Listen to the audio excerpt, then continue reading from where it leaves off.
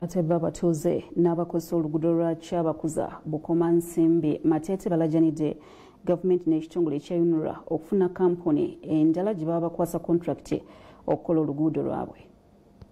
Ekitongole ky'ebyenguudo mu ggwanga Unra kyawa kampuni ya Impulse Solutions Limited kontulakiti okukola enguudo bbiri okuli olwa Kyabakuza Bukomansimbi Matete n'Embirizi Matete Sembabule oluwezaako kilomita 36 mu mwezi gw'okutaano omwaka guno ku nsimbi akawumbi kamu n'ekitundu ezaweebwayo gavumenti nga lwalina okukolebwa ku mutendera gwa first class malamu. Enteekateeka yatongozebwa Engineer Felix Ebola ku lwa Unra era nga bajjanjulira abatuuze n'abakulembeze mu Bukomansimbi ne Sembabule omwali n'ababaka ba paalamenti. Kyokka bw'otuuka ku luguudo luno mu bitundu ebimu okuviira ddala e Kamungolo, Kabukolwa okutuuka mu Kyoja lujjudde empompokoma z'ebinnya ekigootaanya entambula. Okusinza ku batuuze n'abavuzi b'ebidduka, kampuni eno bwe yaweebwa kontulakiti okukola oluguudo luno balina essuubi nti ejja kukola oluguudo erumalirize kyokka yalukolako kitundu ng'ebitundu ebisinga okuba obubi tebatawaana. Kati n'emmotoka zitya okuyitamu, kati entambula ya wano ya boda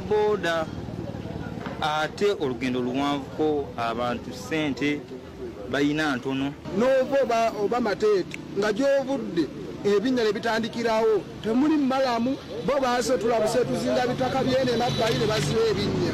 Situlina suubi bakontulakiti bwe baawa omulimu abo baatubbye bubbi olw'ensonga nti we baakola ne we bataakola enjawulo ziro. Bategeeza nti kampuni eno yatuuse n'okutwala ebyuma byayo ebikola enguudo akabonero akalaga nti bamaliriza okukola. Nini malamu taliyo baatugamba malamu agenda kubeerako tewali n'akamu. Oluguudo balukomezza mu makkati. Kyatwewuunyisizza ate ennaku bbiri eziyise ebyuma bazze nakiro ne babitikka ne babitwala bwagenza okukeera ku makya nga n'ebyuma tebikola ki tebiriiwo. Abakulembeze mu kitundu kino nga bakulembeddwa mu kansala Hassan Bugembe balaza obwennyamivu olwa kampuni ya Impulse okukola emirimu mu ngeri y'akaligweramu eyo era nga kati baagala bekikwatako okusikiramu kuba abaweebwa kontulakiti baatuukiriza byali mu ndagaano.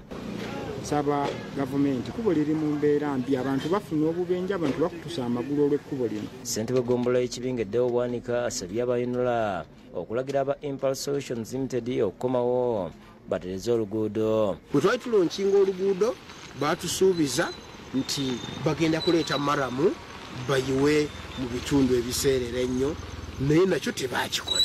Ekugamba enkola gye baakikolamu yo yatulema okutegeera naye tusaba bekikwatako babagambe bakomewo baddemu oluguudo balutereeza. Twogeddeko ne yinginiya wa Unra yali omusaale mu kutongoza okukolebwa kw'enguudo zino Felix Ebola n'ategeeza nti obudde bwonna kontulakita agenda kudda amaliza omulimu gwe. Fiona Nannyomo yakusakidde eggulu lino. 2 zakayita ku ssaawa tugenda kuddamu tuwumulemu ko eddakiika ntono nnyo olaba amawulire gabootikidde.